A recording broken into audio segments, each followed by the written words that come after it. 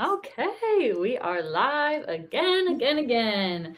Okay, so I'm back with Jordan. We're on both of our accounts today, and we're going to be talking about credit and leveraging your credit.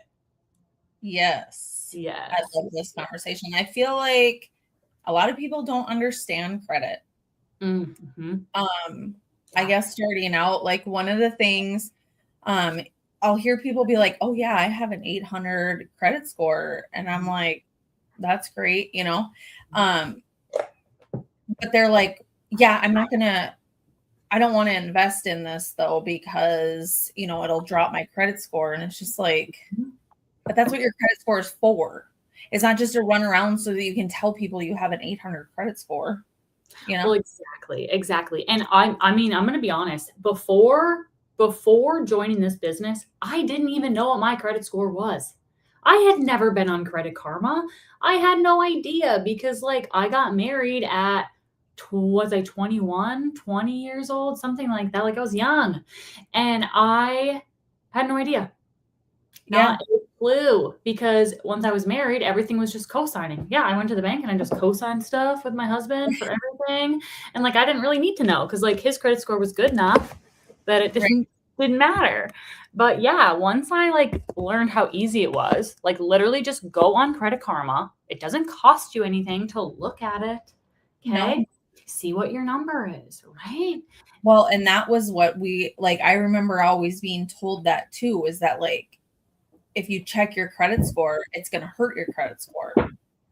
But And, that's like, not true. that's not true. That's only if you were to do like a hard inquiry, like you are applying for a loan at a bank or through like a third party, whatever loan service. Like if they're going to see if you qualify for a loan like through a hard inquiry, then yes. But not to just look quick on Credit Karma, not to just go on Upstart and look at like the different offers out there, like Yeah. not that.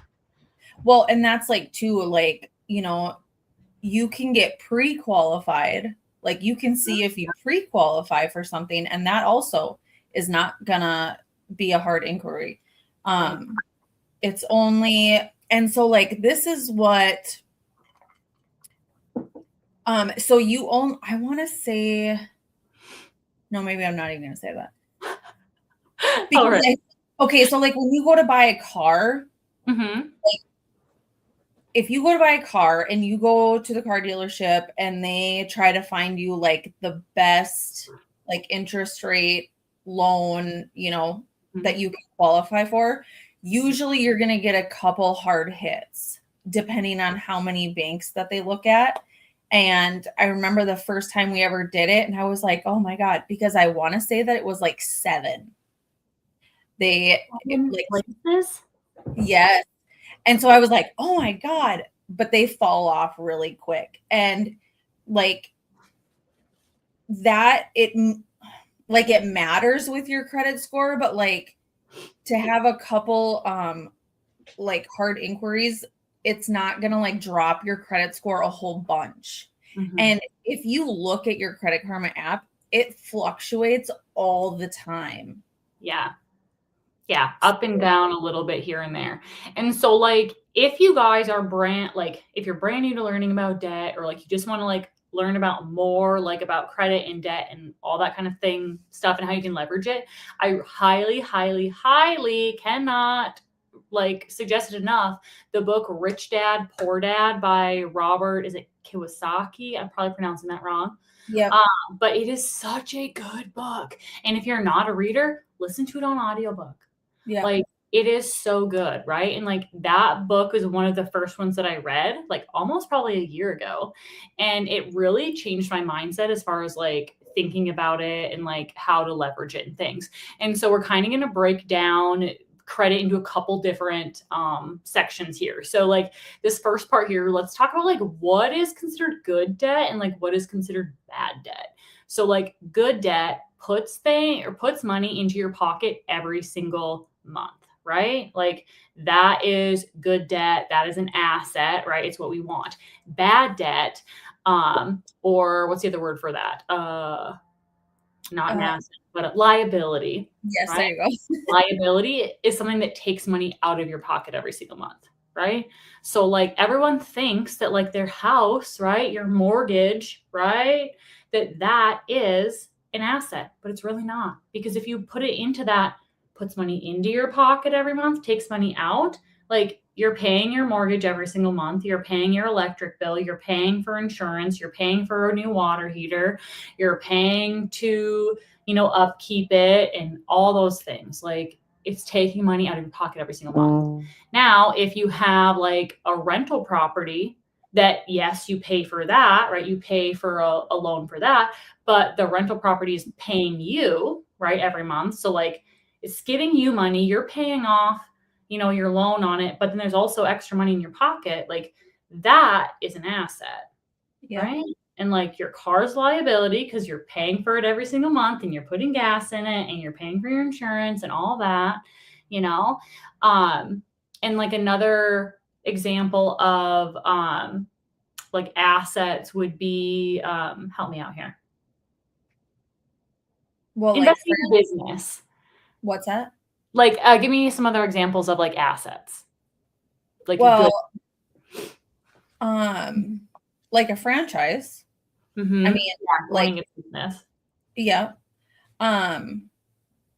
Or like different types of stocks. Okay. So I know different types of stocks as long as like they are doing well, right?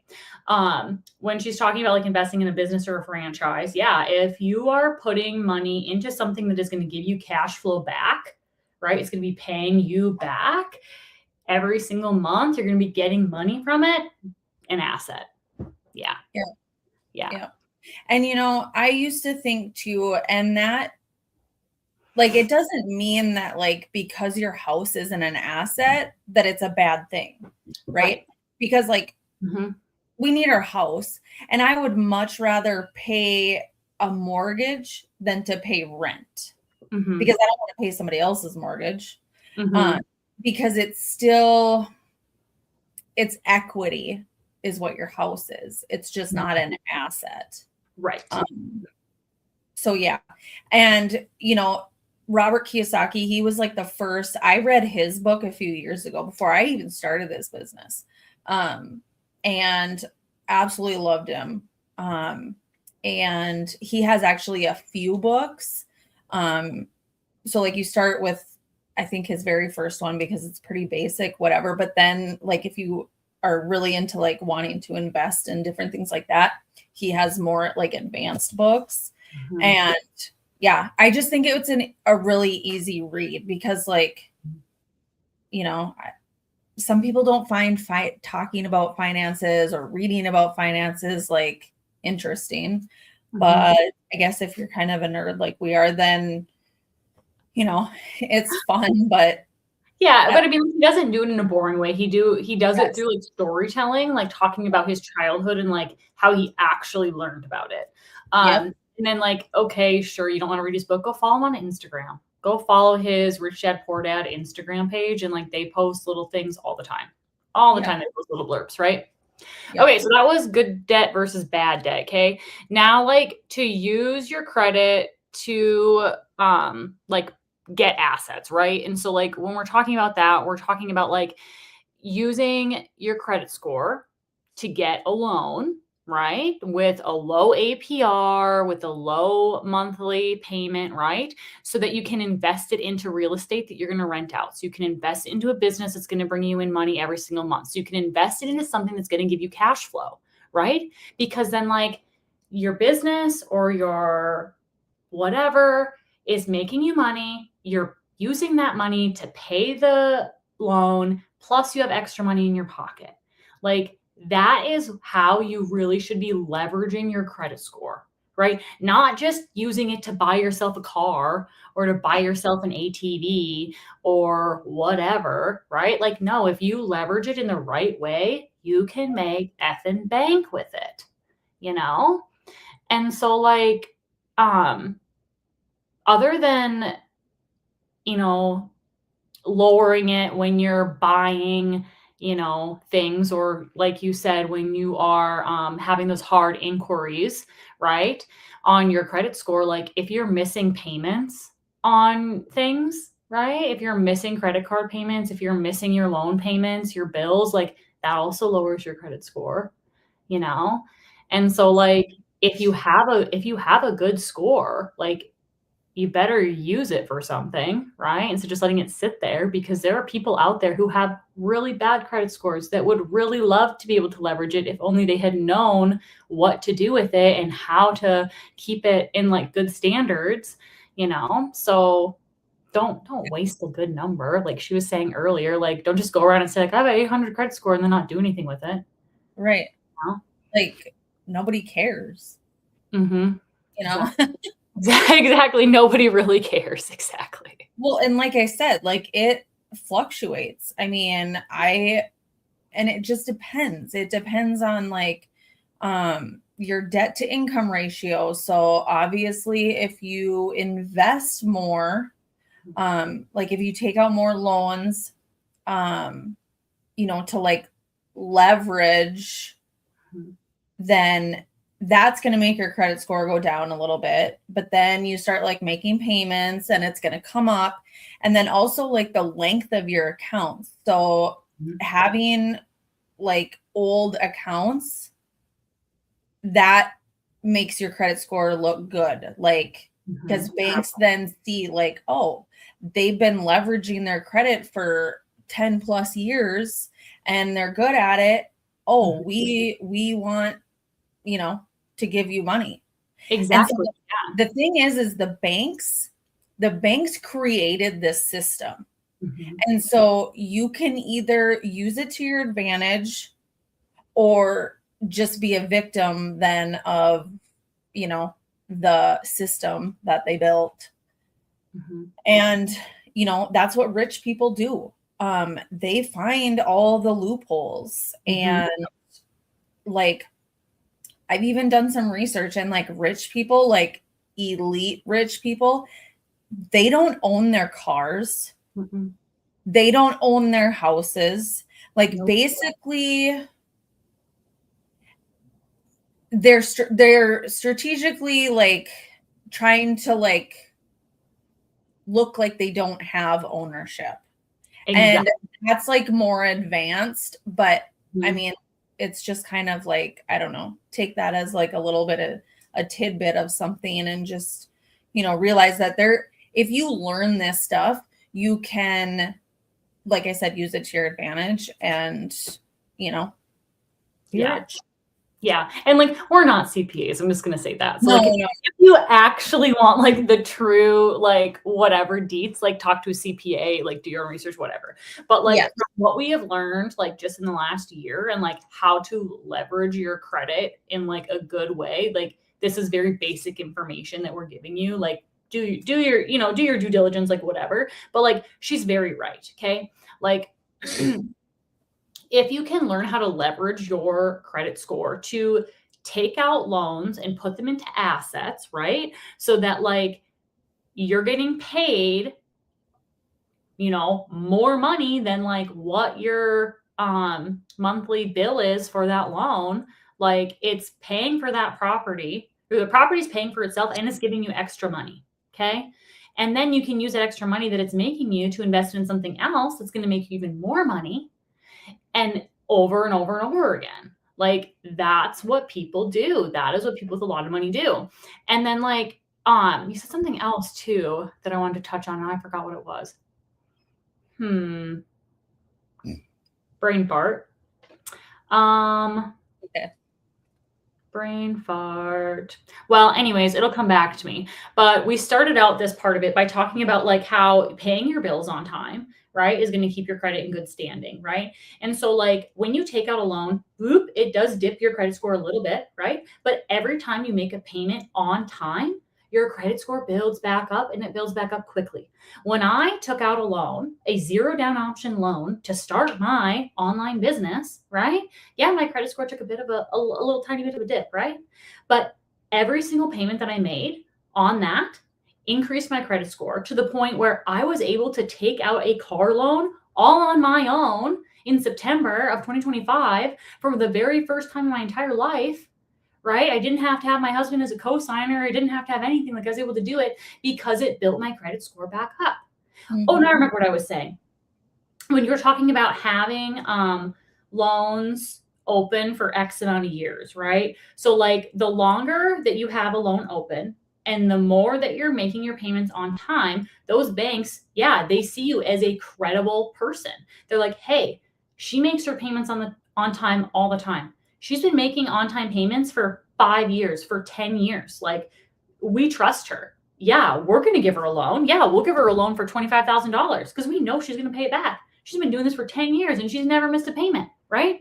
Yeah. Boom. There you go. So now you have two loans open, right? And now you've been making that payment for, X amount of time, right? And they're like, you know what? Yeah, she's doing so good. We trust her. Yeah, we'll give her another loan, right? And like that's just it. Like the more loans that you have that you're able to make the payments on, right? Make them on time. It's not only building your credit score, but it's building your credibility with the banks. Like it Mhm. really is. Because like having a good number doesn't mean anything if you're not going to do anything with it. Like she said. Like, Well, and it's much more exciting to actually watch it, like, mhm, okay, I'm gonna take out a loan to leverage this business mhm, and my credit score goes down. Well, now I get to do all the things to like build it back up. mhm. Like I don't know. To me, that's more exciting than to just sit and like watch a 750. Like I'm just gonna open it and be like, oh look, it's 750 today still. Yay. Yeah, Like, well, exactly, exactly. And I've had, women tell me too, like, nope, I don't want to take out a loan because it's going to decrease my credit score. I would much rather just save up and pay cash.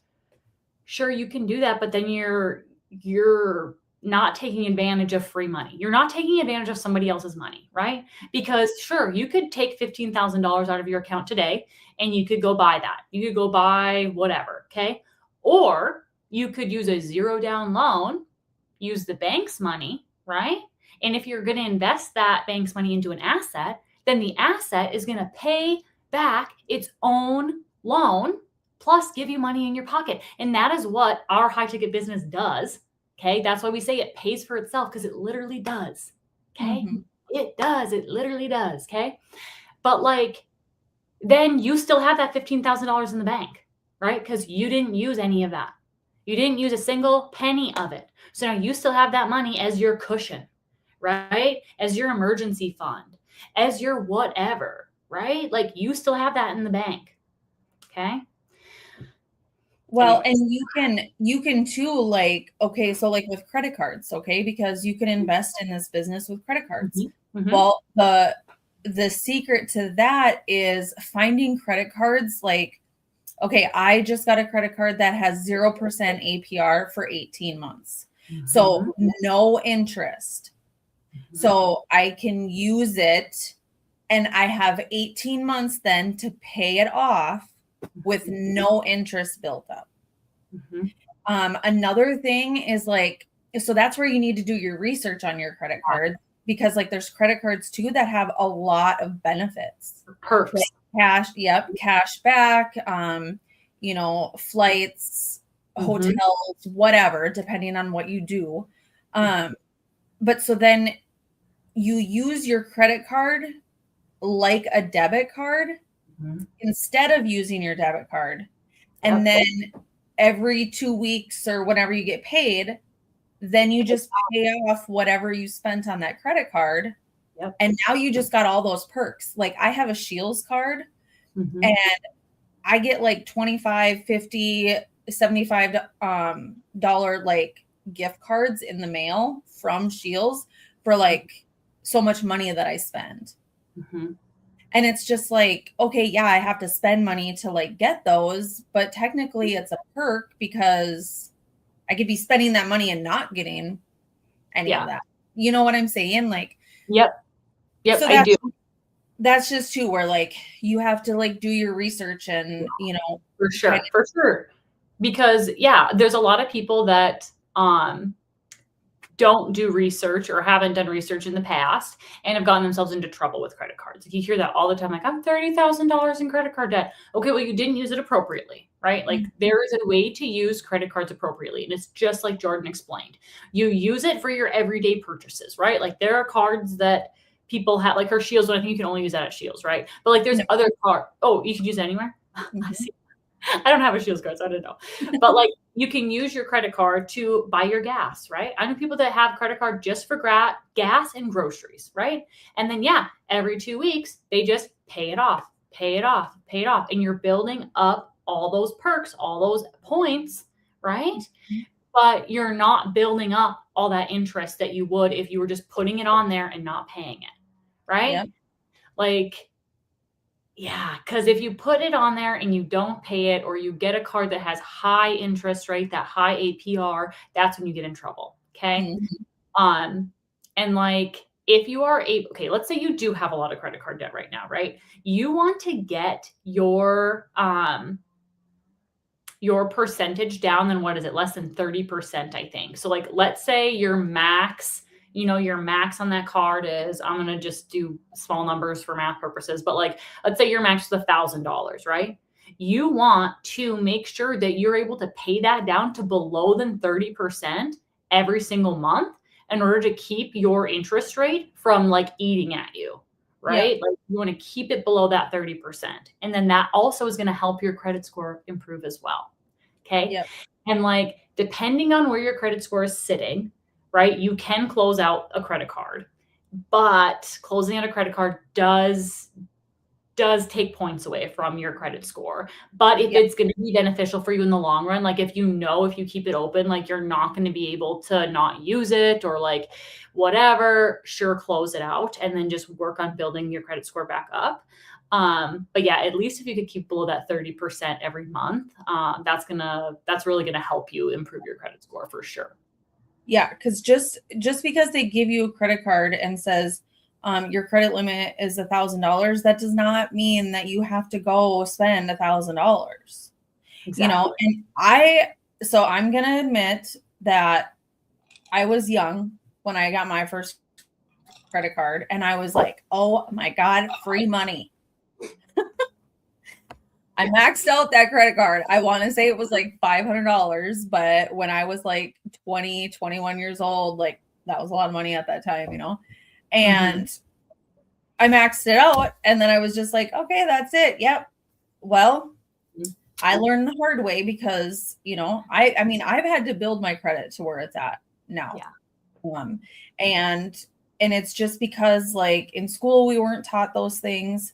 And, you know, my parents didn't teach me that kind of stuff. So I was dumb and I had to learn the hard way. And so like, that's, you know, I think why me and Haley are kind of passionate about talking about this is just like, because this stuff is important. And whether you're young or you're, you know, middle age or whatever, because like my grandma didn't have a credit score. Do you want to know why she didn't have a credit score? Because she never borrowed from the bank. Which, okay, great, I guess. But like no credit score. I mean, that's not good either. No, because if you need to borrow money from the bank, there's nothing to prove that you are reputable or not. Yep. And it's just, I mean, my grandma was like 90 some years old. So, you know, I think that generation, like, because this is just becoming, you know, it's a more like modern thing, you know, in the last 30, 40 years, whatever, credits become a thing. And my grandma just didn't know any better. You know, she just thought like, well, I've never had to borrow from the bank and that's good because, you know, whatever, but it doesn't have to be a bad thing. Debt doesn't have to be a bad thing. You know, as long as like you take out a loan or a credit card to buy something that's going to put back and you have a plan. Impulse spending is not a plan.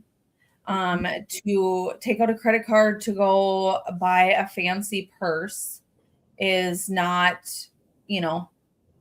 No, that's not how you should utilize it. And I know a lot of people, okay, we live in a day and age where 95% of people, if they go on vacation somewhere, they're putting it on a credit card, right? I'm sorry to tell you that is not the proper way to utilize your credit card or to utilize your credit score. Like, it's really not, because you should be utilizing that for an asset of some sort, right? Or like just I don't know, because let's say the average, okay, I'm just throwing this out there, this number. Like, honestly, when I hear people talk about how much they spend on vacation to like go to Mexico or like whatever for their whole family, $7,000 to $10,000, right? Like, honestly, if you calculate in everything that you're spending on meals, all your tips that you're giving, all the clothes that you bought to go there, your airline tickets, your cab fare, your parking permit, all of these things, right? Your nails that you went and got done before, the extra data on your phone for whatever, like all those things added up, like $7,000 is like kind of a common number. Okay. Yeah. So like if you put that on your credit card, and you don't have 0% APR on that credit card, and that 7,000 is more than the 30% of your, total amount, like, you're screwing yourself. You really are, because you're not just paying 7,000 for that vacation. You're paying 7,000 plus plus plus until you get it paid off. Yeah. Like, ugh. Well, and that's just where too, it's like, okay, if you have a credit card that has like perks of putting your vacation on there. If they have perks, yes. But if you have a plan to pay that off, then by all means. Yep. You know what I mean? Like, yes, so if you know that you're going to get the perks for putting it on there, but then you're going to pay it off at the end of that month, yes, because you have a plan. But if you're just putting it on there because you want to go on vacation because everyone else is going on vacation and like you're just going to pay it off over time, no, that's when you're screwing yourself. Yep. Yeah. Like, so, Jordan said, you have to have a plan. Yeah. So it's not like we're saying that you can't like put a, expensive purse on your credit card or a trip or whatever. You can do that. Yeah. And by all means do that, but have a plan. Mm-hmm. Yeah. Because it's not just to like go off on a whim, like Haley said, and just be like, well, I want to go on vacation because everyone else is. So I'll just put it on my credit card and we'll take care of it later. Like, yeah, you're just a plan. Yeah. Mm-hmm. And that's like with cars too. Like, I also think, I don't know. I struggle with cars. Like, I have a car loan. But my interest rate is like 6%. And that's actually pretty good for a car loan. But that's like high. And so it's like a $50,000 vehicle actually cost me like probably $80,000 by the time I'm done paying it off. And like, that is insane. I know. I actually have a really hard time with car loans. Like, I go back and forth about like how I feel about them. But every time I get on a sales call with somebody, okay, every time I get on a sales call or coaching call with somebody and we're talking about like their credit score, and like how we can leverage the bank's money. And then we start talking about like, okay, well, what kind of loans do you have out right now? And then they tell me that they have a $75,000 loan out on a car that they just bought last year, on a Suburban. Yeah. It's like, okay, well, you're not getting approved for anything anytime soon. For anything, you're not getting a loan. You're not getting a house loan. You're not getting a loan to buy a camper. You're not getting a loan to start a business. Sorry. Nope. Because you're screwed. I'm sorry. Just don't buy a brand new vehicle, you guys. No. Don't do it. And like, there's other ways that you can go about getting a vehicle that isn't going to put you that much in debt, because just like Jordan explained, right? $50,000 loan. Well, then it's actually costing her $80,000 in the end, and she's not getting any perks or benefits. And she's putting in gas every month and oil and, tires and like all sorts of stuff. Like, if you can get a used vehicle, I'm not talking like a 2012, right? Like, you can get like a nicer vehicle, but get one that isn't brand new off the lot. Make sure that like your interest rate is low on it, right? And like maybe I don't even know. Like I said, I'm not a CPA, but like I just know that when I hop on a call with somebody and then they've taken out a loan for a vehicle that costs more than $20,000 in the last like 2 to 3 years, like they're not getting approved for jack. Like they're just No. not. Well, Yeah. and that's where too, like, I think that if you like, I probably could lease a vehicle. I just know that there's like you can't put on a lot of miles, right? Mm. I mean, you can, but then you're going to pay more. And Mhm. so I don't know. I kind of think that people should like look into like leasing Yeah, because I want it's, to look more into that too. yeah, because it's just like, regardless, you're going to have a vehicle payment every month. Okay. That's how I look at it. Unless And you live in like a city with a lot of public transportation, but like we're from the Midwest, you yeah, guys. Like there ain't no public transportation. There ain't walking nowhere. right. Sorry, there isn't. You go to you go to our closest town, Grand Forks and Fargo. You cannot walk from one side of town to the other side of town and have a sidewalk to walk on. No, you're gonna be like cutting across like freaking freeway type traffic. Like there's not safe walking stuff. No. And not to mention it's like 30 below half the year. Yeah, So there's, exactly. but yeah, and so like going back to like my car, because the reason I say about leasing is because okay, so I bought, okay, for instance, I bought a $50,000 car. Okay, I'm making monthly payments. I'm also like the wear and tear, the oil changes, the gas, blah blah blah, which that stuff you're gonna have to do regardless. Okay. But now I'm compounding interest on top of that. Well, if I were to go try trade in my car or sell it, Mhm. I am not even going to get what I bought it for, Nope. let alone everything that I just tacked on top of it. No. Like, I don't know. And so Mhm. that's where it's just like with leasing, I think that you could, get a decent car payment per month.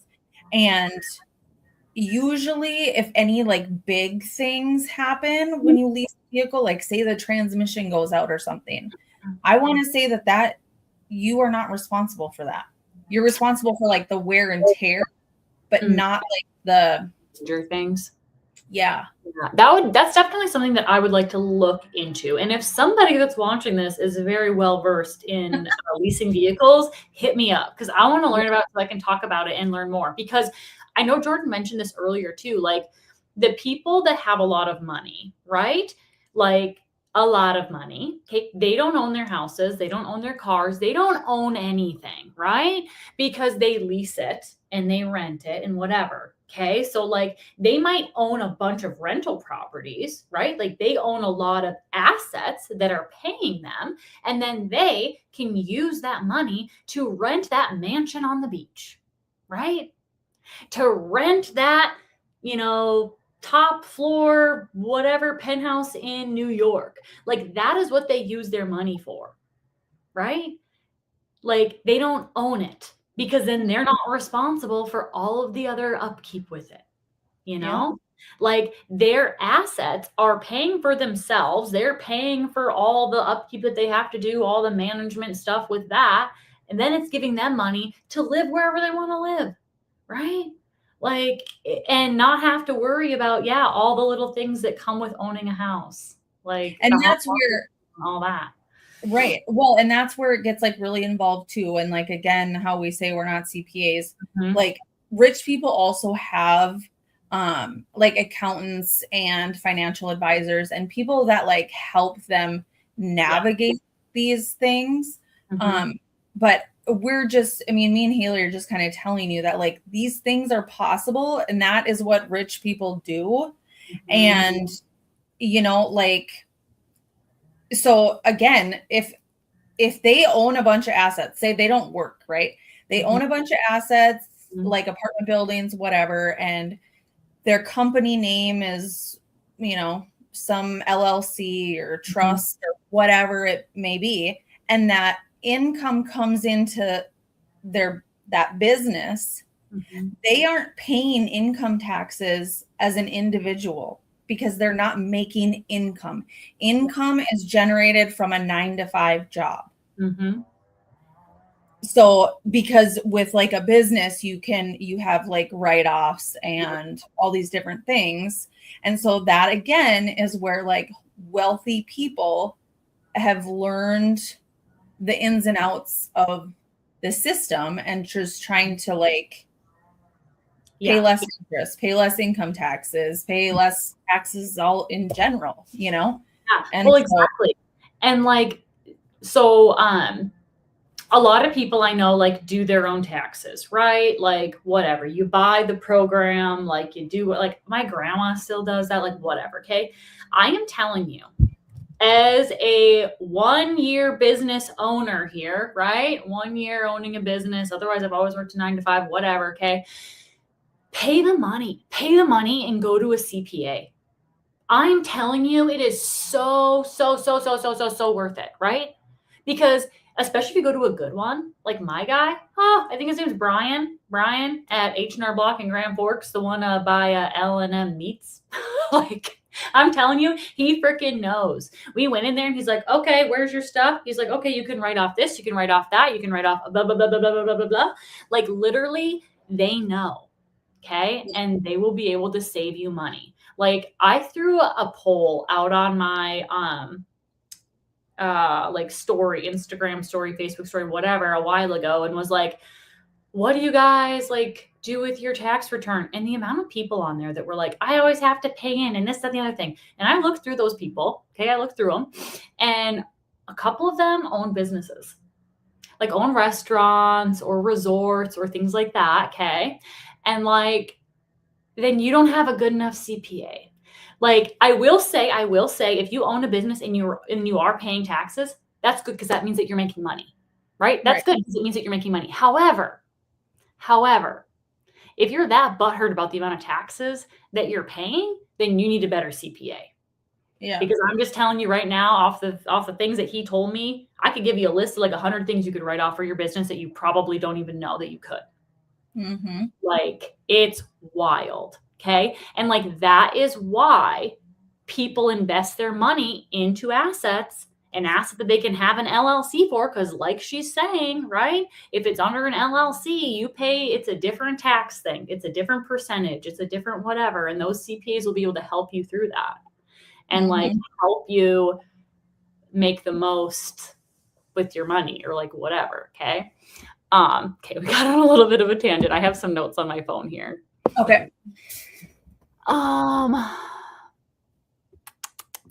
Oh yeah. So like obviously my next part on here is like make sure that you're leveraging things carefully, right? So like we are talking about like you invest in an asset, it makes you money, then you take that money, you invest in another asset and like whatever. But yeah, you need to make sure that like even if let's say something happened to that one asset, right? Let's say you had to close that asset down and you weren't having income from it anymore, but you still had to pay, on this loan over here, whatever, that like you didn't screw yourself, right? Mm-hmm. Like don't have more, like don't bite off more than you can chew, like you gotta keep your eyes on things and you gotta have a plan for sure. Yeah. Well, and one thing too, as far as like an asset that especially us here in the Midwest, like I think that so land is like gold. Mm-hmm. So if you have like if you could purchase like some like a field, okay? So if you could purchase like 80 acres of field over here and you find a farmer and like rent it out, it's absolutely insane. Like the money that they will pay to rent that farmland and farm it.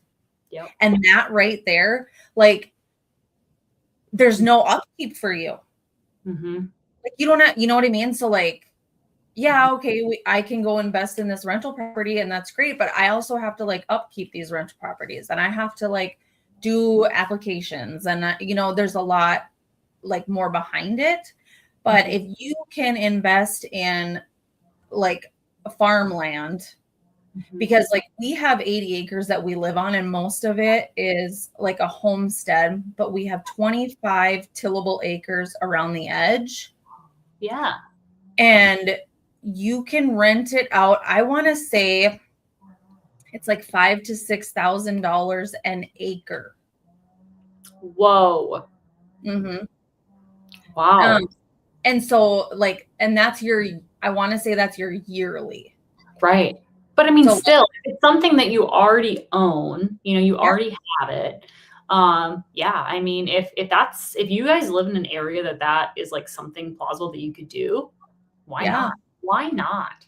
And I Right? just think that that's something that like, if you're not a farmer or like, if you don't, like, I never thought about it before Mhm. until we bought this place. And then we have 25 like tillable acres, which is like stuff that you like plant crops, and we're not farmers. Mhm. We don't plant stuff on it. And so then it's like, well, yeah, rent it out to a farmer who wants to farm it.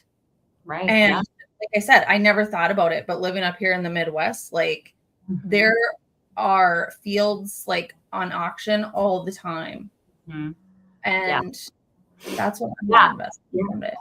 Yeah. Actually, that's a really good idea. That really is a good idea. Mhm. Because like I said, there's no upkeep. I mean, you pay taxes, Right. but Mhm. you know, Yeah. I think land taxes on agricultural land, that like that falls into a A different different, category, which like, yeah, yeah, CPA all the way there for sure. They'd be able to figure that out for you. And plus, like, yeah, I think with land taxes, they send you a thing in the mail anyways. yeah, they Yeah, do. twice a year and like tell you. Which, yeah, I should actually open up my stuff too. I just got our land taxes for our cabin in Becker County, which is really funny because like we've only lived in Grand Forks County for, gosh, 5 years now, I think. 5, maybe 6 years, something like that. But I was always told, like growing up in Minnesota, like, oh, the Duluth area is so expensive for land taxes and whatever. And like, oh, and then I just thought, like, when we sold that cabin, I was like, okay, well, I'm sure like Becker County is going to be expensive too, you know, like Lake Country, you know, like whatever. When I tell you, we pay so much more in taxes living here in Grand Forks County than we do on more acreage and whatever with a cabin on it, with all that kind of stuff in Becker County. And more than what we did up in like Two Harbors, Minnesota too. And up in Two Harbors, Minnesota, we owned 20 acres with the cabin and all that on it. That's crazy. Yeah, literally insane. Because I always thought that like Minnesota taxes are way worse than I North think it just taxes. depends on like what county you live in. I have no idea. Right? It could, Because like, when we lived in Trail County, it was not near as expensive as Grand Forks County. And like we don't live in town. We live on the last gravel road on the south side of Grand Forks County. Like we are nowhere near town. And it is it's expensive. But that's crazy. Yeah, I suppose like Fargo Moorhead too, like they're expensive, and I suppose it's just because they're building so many things. I don't know, because I mean Grand Forks road is upkeep. I have no idea. I don't know how it's, you know what? I should learn more about like how it's all broken down, but honestly, it doesn't it doesn't make me happy to learn about that stuff. So I'm just gonna like whatever. well, and a part of you too is just like, well, what am I going to do about it? Okay, so Exactly. if I learn, what am I If going to I go to? learn more about it, is it gonna make me happy? Is it gonna change the numbers? Is it gonna whatever? No, it's not. It's not at this point, right? Okay, let's see here. I have like just one last thing I want to say about Yeah. stuff, and then well, my phone died, so never mind. I was looking at my notes, but it died per the usual. Anyways, we'll just kind of wrap it up, anyways, you guys. But like, essentially, don't be afraid of your credit score, okay? And don't be afraid to leverage it, right? Because having a good credit score, right? So like having a credit score above 700, right? That's not going to do anything for you unless you leverage it, right? Unless you use that to borrow money from the bank, to take out a credit card with perks, and to use that to leverage it in some way towards an asset that's going to make you money, right? Because if you're just letting it sit there not doing anything with it, it's not going to help you and it doesn't mean anything, right? So like don't be afraid to leverage it. Just make sure that you're leveraging it in a good way and something that's going to put money back into your pocket every single month. Yeah. Okay? Well, Like, and then you can invest in another asset and another asset. yes, because if it's paying you back more money than what you put into it, like that's an asset, right? And then yeah, use that money to invest into a different asset to make even more money, right? Mhm. That's how you work smarter and not harder. Yeah. Literally, that is how you do it. Yeah. And like I've said a million times in here, we're not CPAs. Please talk to a CPA for like anything like super Right. specific. But like this is to just like help dip your toes in and like have a real conversation about money. Okay. Yeah. And like I mentioned earlier too, check out the book Rich Dad Poor Dad. Rich Dad Poor Dad by Robert Kiyosaki. Like I'm telling you, it's so good. And Jordan mentioned he has other books too about like investing and things like that. Check them out. They're so good. Yeah, they are. That'll get your feet wet, and it's a basic book. It's a basic book, and it's like a story. So, Yes. Yeah, it's not super dry. You'll like it. But yeah. anyways, bye guys. Have a good day. Thanks. Bye. Bye.